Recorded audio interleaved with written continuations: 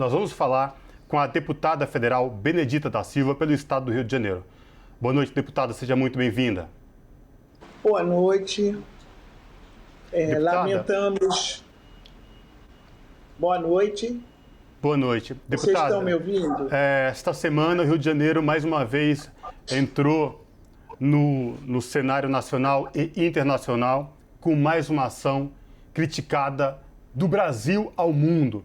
Especialistas em segurança dizem que isso não é jeito de entrar em qualquer lugar, sobretudo quando se tem confronto com pessoas sendo mortas. Eu queria que a senhora trouxesse para os nossos telespectadores aqui da TVT e também ouvintes da Rádio Brasil Atual, como é que está a situação no Rio de Janeiro e como que foi tudo isso para vocês vivenciando aí no Rio de Janeiro em mais uma situação nesta, como eu falei, que já é considerada a ação mais letal da Polícia do Estado do Rio de Janeiro.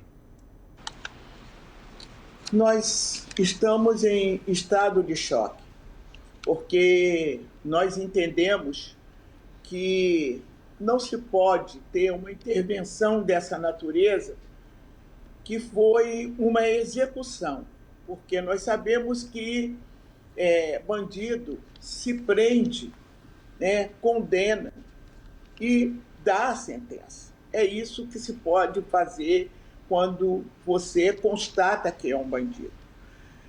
Vem uma informação de que o Ministério Público fez uma denúncia de que haviam suspeitos e que esses suspeitos estavam obrigando as crianças a fazerem parte do seu bando, estavam assustando, aterrorizando a comunidade.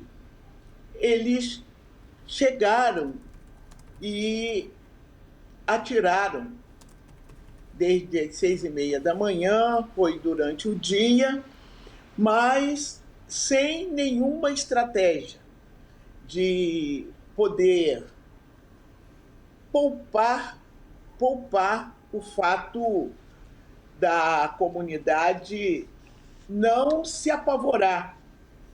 Já fiz intervenção quando governadora, sem dar um tiro e prender quem tinha que ser preso. Porque sempre quando tem essa intervenção, quem dá as ordens é o chefe. Nenhuma corporação vai chegar ali e vai fazer da cabeça dele.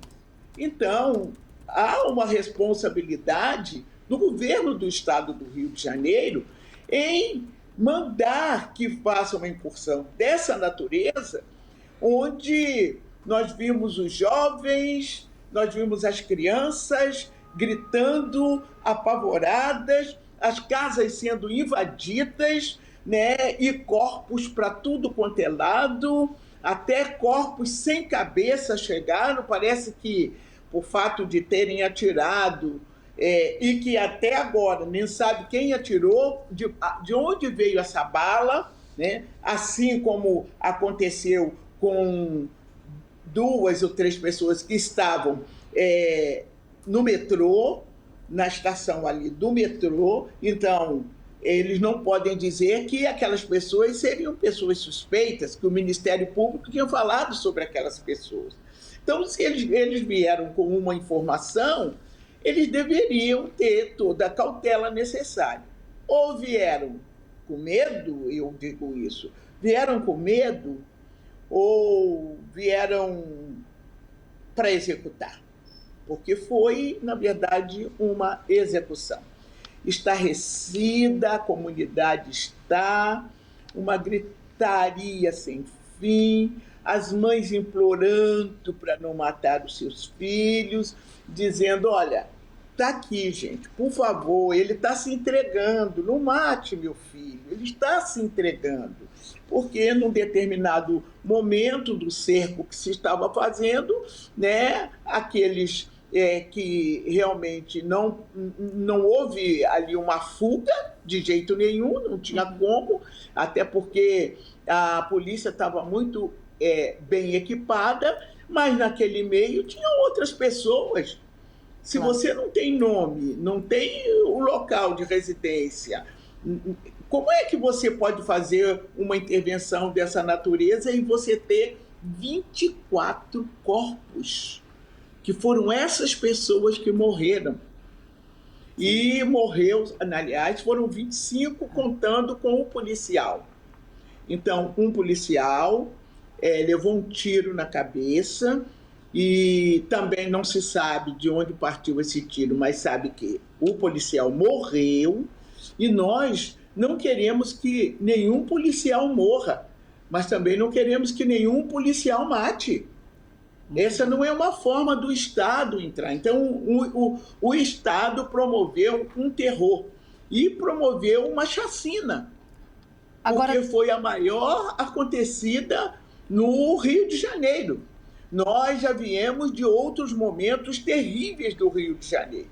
Nós já tivemos vigário-geral, nós já tivemos no Alemão, sabe, é uma coisa desesperadora para quem mora na comunidade e não ter o que fazer, e realmente naquele momento não tem. É uma naturalização de uma violência essa, de que é um território inimigo à comunidade, como se ali todos fossem bandidos. Então, se todos fossem bandidos, todos deveriam ser presos. Não aceitamos outra coisa senão a prisão. Mas a operação foi realmente desastrosa, né? Um despreparo, porque só pode ser um despreparo também no sentido de não proteger. Nós já fizemos incursões nas comunidades, não se tem notícia de que durante o nosso governo tivesse uma situação dessa. Deputada, me permita, porque a senhora mencionou um ponto importante sobre a questão da política de segurança pública, né? Vamos considerar duas coisas que eu acho importantes para eu fazer o preâmbulo antes da pergunta. A primeira é que havia uma ordem expressa do Supremo Tribunal Federal para que não houvesse operação em favelas, em comunidades, durante a pandemia, apenas em caso de excepcionalidade. Ao que não me parece um caso de excepcionalidade, considerando que foi dito pela própria polícia que havia meses estavam investigando, enfim, essa situação. Essa medida da interrupção das operações em favelas já gerou bons resultados, redução de 34% no número de mortos em confrontos com a polícia no ano passado, em 2020. Ao mesmo tempo, a gente tem visto que as execuções extrajudiciais se tornaram uma política de segurança pública, especialmente no estado do Rio de Janeiro, não apenas em São Paulo também a matança policial é grave, mas no Rio de Janeiro, já que o tema é esse. De certa forma, a gente vê uma inação das instituições, porque o Ministério Público, que deveria checar, fiscalizar a polícia, a questão do desrespeito ao STF, a que a senhora atribui essa inação, por assim dizer, me corrija se eu estiver errada, deputada, das instituições? O Estado armado, né? Esse Estado armado, ele está cometendo todos os desatinos. Esse Estado armado, que deveria proteger a população mais vulnerável, ele está promovendo, porque tem-se um chefe da nação que propõe exatamente isso. Propõe armar as pessoas, propõe uma reação criminosa, né? Bandido bom é bandido morto. Então, diante desse fato, a corporação, ela se sente como que autorizada, além de autorizada, ela se sente fortalecida com essas palavras que, na minha concepção, não, fere a Constituição brasileira, né? Fere a questão da democracia, dos entes federados, da independência entre os poderes, né? E também da harmonia entre os poderes. Nunca se viu não se cumprir uma determinação. Agora, o Ministério Público fazer uma denúncia dessa, nós precisamos fazer, e muito bem diz a Jaqueline Muniz, que tem uma expertise na área de segurança, ela coloca isso com muita força, com muita vontade. A Jaqueline diz uma coisa tão forte que eu disse, olha, eu não posso deixar de dar essa entrevista sem repetir aqui algumas palavras da Jaqueline Muniz. E eu vou fazer porque ela realmente ela é uma especialista, ela ajuda o Rio de Janeiro, ela é uma apaixonada, ela quer ver uma polícia limpa, sabe? Uma polícia que se respeite e que não tenha medo dela, né? Assim como uma polícia que respeite a sociedade em que ela deva proteger, independentemente do seu local de trabalho, de moradia. Então, a Jaqueline Muniz,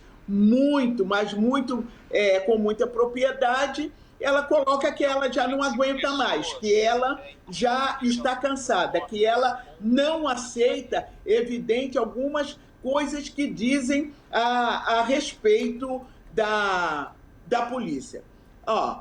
Aí ela fala assim, já que não prestam contas à sociedade, portadora legítima do mandato policial delegada às polícias, pode me esclarecer quem autorizou esse modo de emprego do poder de polícia, esta forma de ação, seus resultados e consequências? Qual doutrina policial, técnico, profissional foi aplicada nesta operação no Jacarezinho? Quem deu a ordem? Baseada em que estratégia? Quais foram os parâmetros táticos, ela fala, operacionais, para que tivéssemos esse resultado trágico? E eles dizem que não, que foi que não, eles eram bandidos. O fato de serem bandidos dão à polícia esse direito de matar principalmente quando estão, na verdade, se rendendo. Na hora em que acontecia isto no Jacarezinho,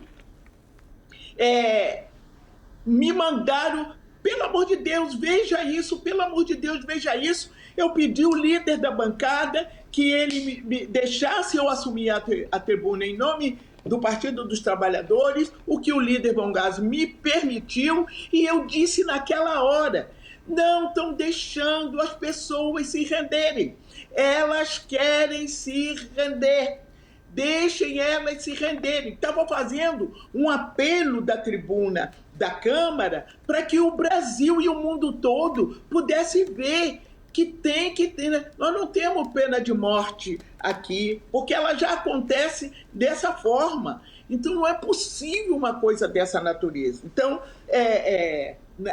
na verdade, não cumpriram democraticamente o que estavam ali. Houve uma baixa, assim, na questão da criminalidade, até porque nós não somos essa coisa de a polícia, né? Sem considerar de que a polícia é uma parte da segurança pública, e a segurança pública não é só um policiamento. A segurança pública, ela tem que estar investida de democracia e de garantir a segurança social, né, para as pessoas, a proteção social para as pessoas. Porque o que rendeu essa intervenção? Eu pergunto, mais mortos foram para a estatística, aqueles negros e negras da favela, da periferia, e todos que lá estavam são marginais. Até prova em contrário. Quem é que tem que provar isso?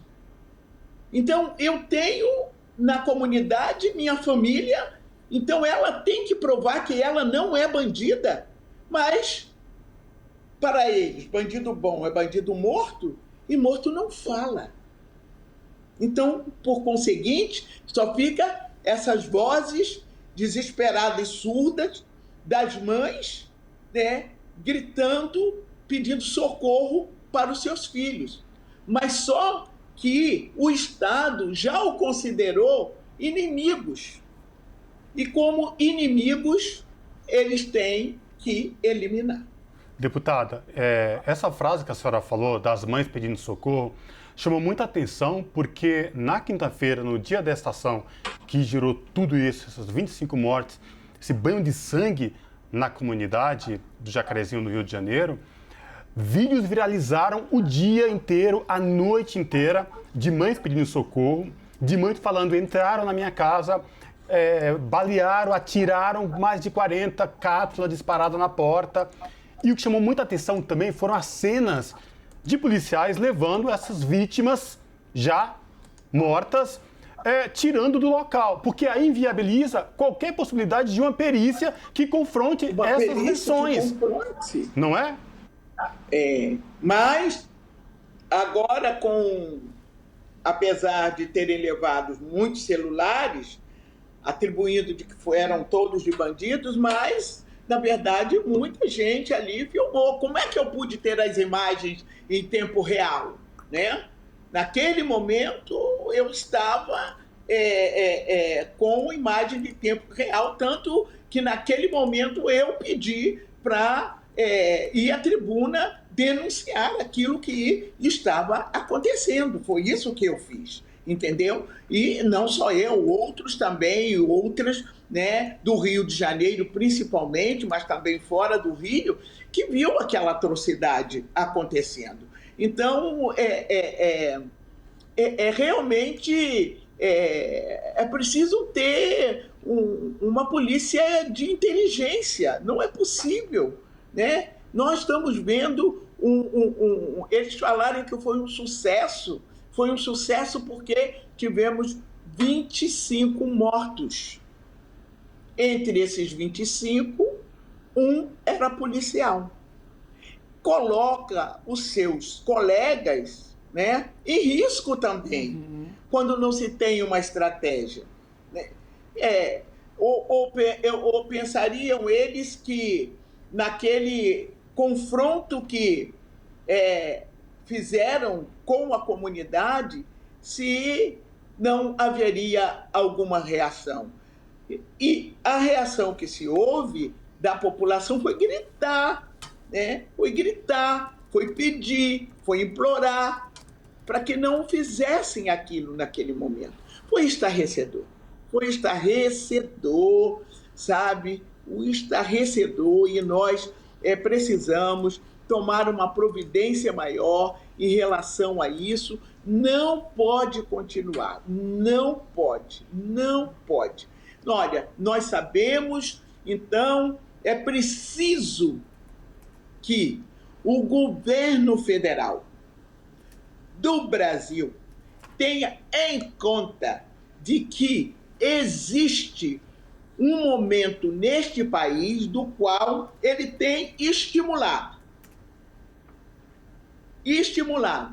com a fala, com o seu jeito, e que, para copiar isso, realmente desestruturar todas as nossas instituições que têm o papel e o dever de proteger o cidadão, a cidadã. Por isso, nós temos 412 mil óbitos nesse país. Exatamente porque temos um governo que não respeita, um governo que não quer comprar a vacina, um governo que toma decisões ideológicas para dizer que a vacina da China é uma vacina que foi a própria China quem criou essa situação, para dizer que a vacina da Rússia também não serve. Enquanto isso, a população morrendo. Perdemos 412 mil pessoas, mas poderia ser diferente se nós já tivéssemos essa vacina. Esse negar as coisas que são reais, negar uma ciência, sabe? Negar uma necessidade das pessoas estarem em segurança, negar um auxílio emergencial de 600 reais, dizer que as pessoas todas têm que comprar uma arma para se defender. Tudo isso, que aprendizado passa para uma população? Que tipo de educação, de convivência O que tem de humanismo nessas questões? Aí você tem uma corporação que é ligada diretamente a essas instituições, da qual o chefe ou chefes têm o mesmo pensamento, a mesma linha de pensar uma sociedade, de um projeto que é um projeto de extermínio, um projeto que é um projeto de separação das raças, né? De exterminar as raças, de socialmente dizer quem deve morrer e precisa morrer para que não cause prejuízo para o país. Nós temos ouvido tanta coisa ruim, que este momento nós sentimos realmente de que ou tomamos uma providência, todos nós juntos ainda, tendo esperança, tendo fé, ou todos iremos calados, mudos para o matadouro, porque iremos realmente morrer com essa política criminosa de segurança que estão colocadas no país e desestabilizando todo e qualquer governo que queira fazer a coisa correta. Bom, com essa mensagem, então, de resistência, de alerta, sobretudo, quero agradecer demais a participação da deputada federal Benedita da Silva, pelo PT do Estado do Rio de Janeiro. Deputada, muito obrigada pela participação, apesar da dureza do tema. Obrigada por estar aqui conosco e até uma próxima oportunidade. Vamos resistindo, né? A força da nossa indignação nos levarão certamente a um outro rumo e a nossa vitória. Um grande abraço, muito obrigado. Obrigada. Abraço, deputado.